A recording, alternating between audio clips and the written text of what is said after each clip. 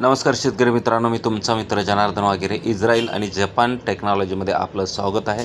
मित्रांनो, आंब्याची लागवड आपण दरी तालुका, नाशिक जिल्हा नाशिक येथे आपण केलेली आहे.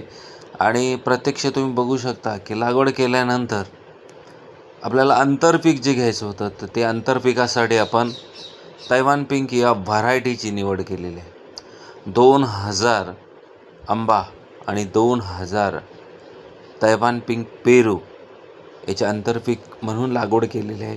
3 बाय 14 फुटावर आंबा घेतलेला आहे आणि मध्ये 7 फुटावर आपण तैवान पिंक पेरू आपण घेत आहोत. आता तैवान पिंक जो पेरू आहे तो 7 फुटावर मिडलला टाकलेला आहे, 2 ओळीच्या आतमध्ये. तर तैवान पिंक पेरू आपण फक्त 4 वर्ष त्याचं उत्पादन घेणार आहे. 3ऱ्या वर्षी आपला आंबा उत्पादन सुरू होईल.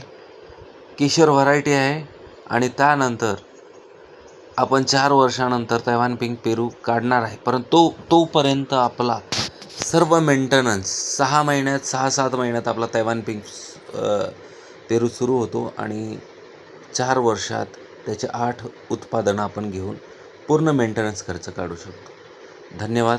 आपल्याला कशी माहिती वाटली नक्की शेअर करा. धन्यवाद.